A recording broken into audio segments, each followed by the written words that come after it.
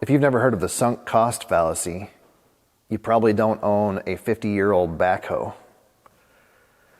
It's back, the Massey Ferguson perpetual content machine, and it's very broken. This thing is the gift that keeps on giving. It's better than a 401k. Just to recap, this is a Model 30, I think, tractor with a Model 300 loader and backhoe attachment. In the last year and a half, I have resealed every hydraulic cylinder, replaced every hydraulic hose, replaced the loader control valve, and rebuilt the hydraulic swing motor twice.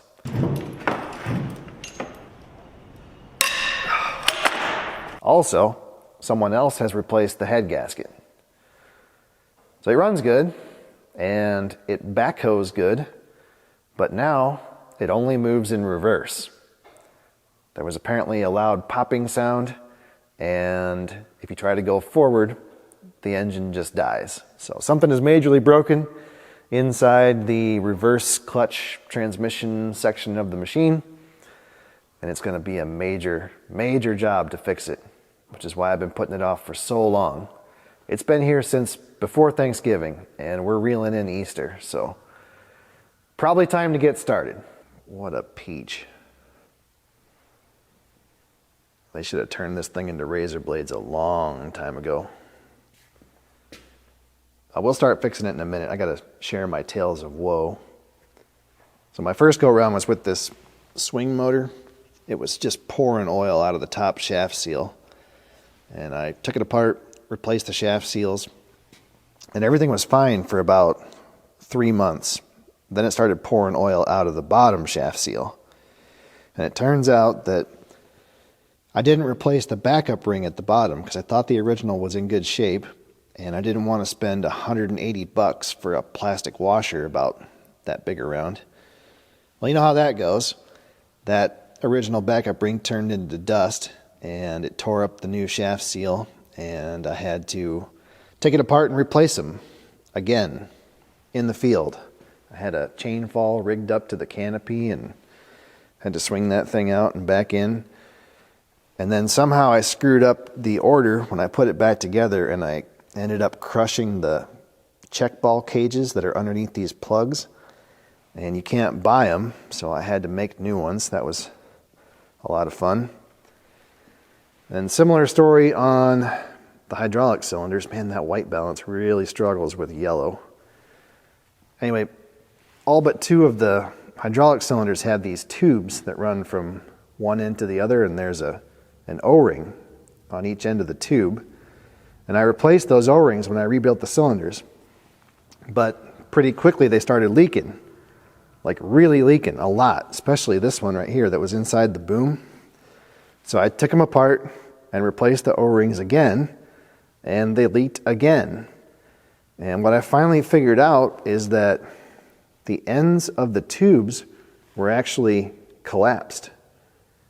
I don't know what caused that, some kind of fatigue, or I don't really have a good explanation, but the only way I was able to fix it was I made a tapered mandrel that I could drive into the end of the tube and stretch it so that the O-ring groove was the correct diameter to crush the O-ring enough so that they wouldn't leak.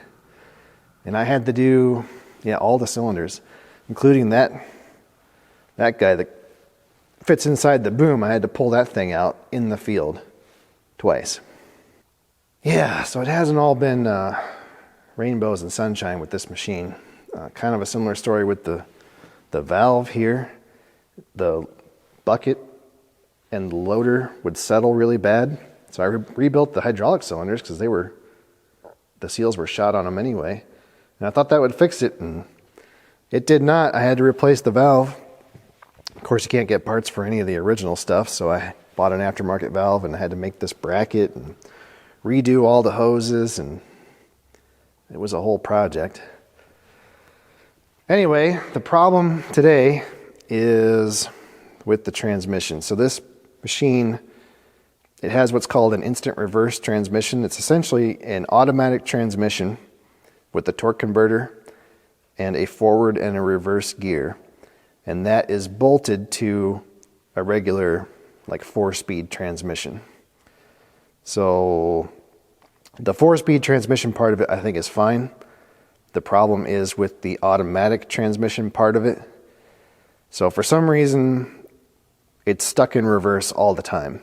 And if you try to put it in forward, it kills the engine because it's basically fighting the forward and reverse against each other.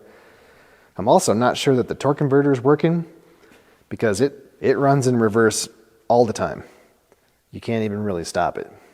So I don't know what we're going to find. He said he heard a popping sound, so I would assume something's broken. I tried to do some pressure testing, but you can't do it. The port for the gauge is not connected. So somebody's been in there before and they disabled all of that stuff.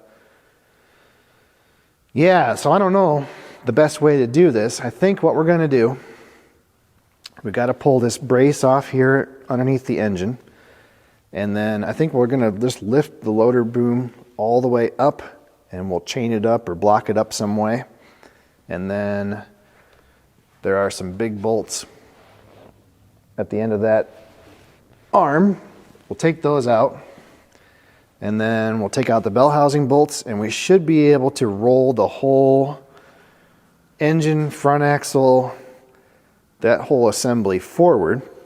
And then we'll be able to get into where the torque converter is. If we have to take the rest of the transmission apart, we should be able to do that without removing the loader and the backhoe. At least I think so.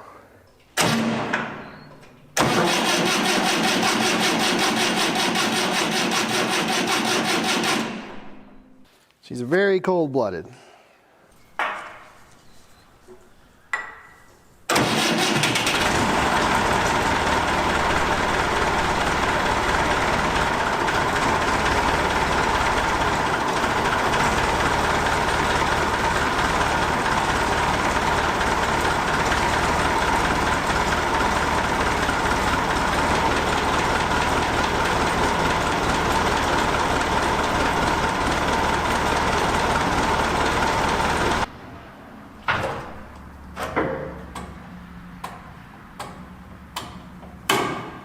That'll do.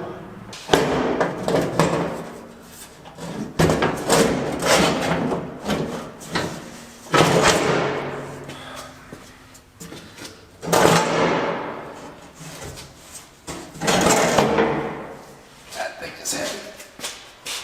Oh man.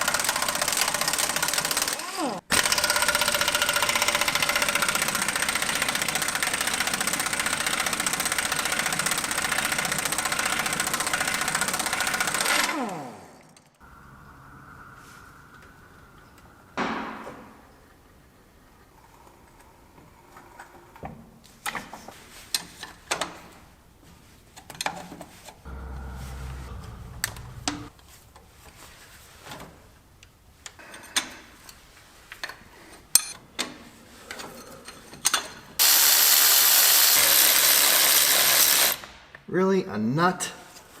Come on, guys.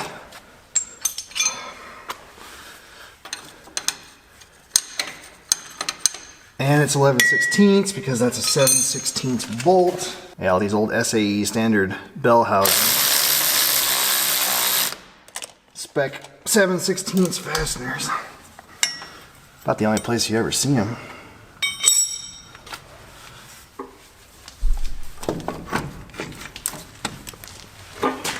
I'm about 3 hours in, and we're making progress, believe it or not. This manual is worthless. Look at these pictures. I mean, I've seen better pictures of the Loch Ness Monster. Anyway, I've got most of the small, fiddly stuff done. Hoses are loose. Some of the wiring is loose, starter's out. I've got this console loose. So we should be able to unbolt the loader frame and the bell housing bolts and slide the whole front end out. I do have to take that hose loose that goes over top of the bell housing, and when I do that, we're going to lose the pressure in the cylinders for the loader arms. So we're only going to have the chain holding it. The other problem, I'm not 100% sure how balanced we are. So I've got the jacks right there, and they're going to have to support that whole loader and frame. Hopefully that's lighter than the back end and we don't have a tipping situation. Let me check my life insurance policy and we'll get to it.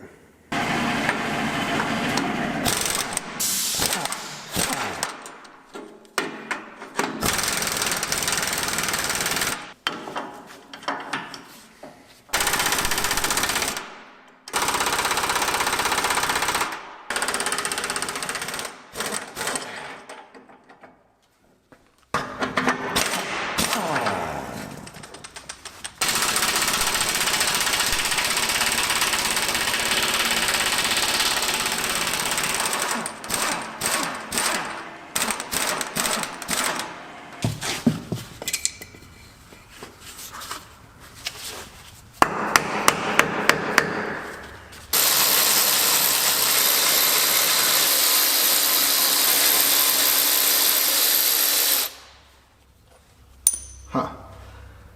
I don't see any sign of it moving.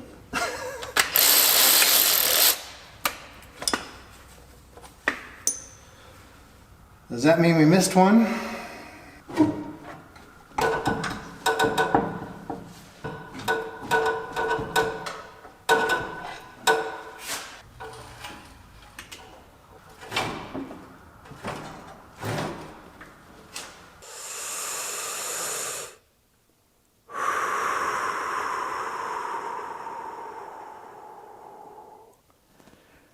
It's always stressful splitting a tractor.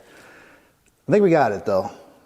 I had to pick up on the steering column with the gantry crane. It tells you to do that in the book, so that this bracket will clear the bell housing. And we're clear of it now, so we should be home free.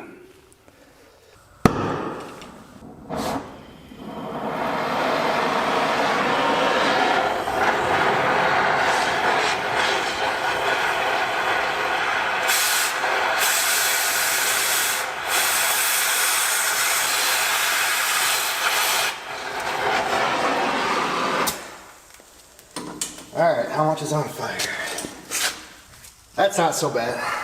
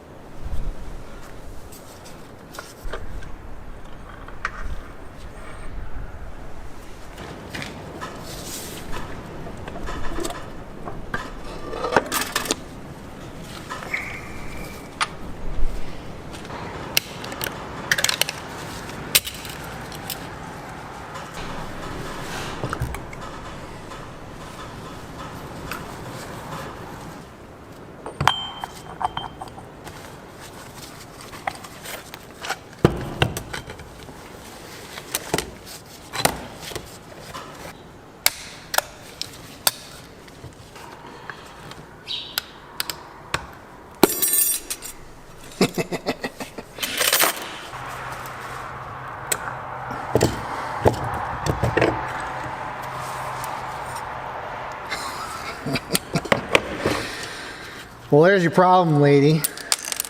The clutch exploded.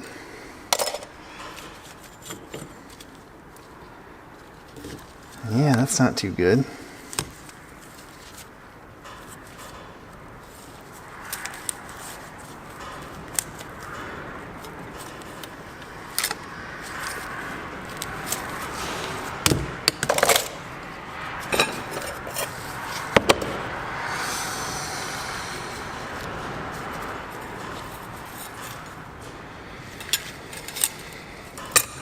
Okay, well that'll do it.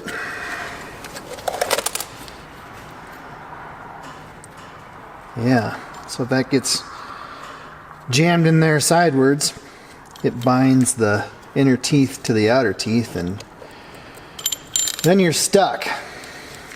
So there's our problem.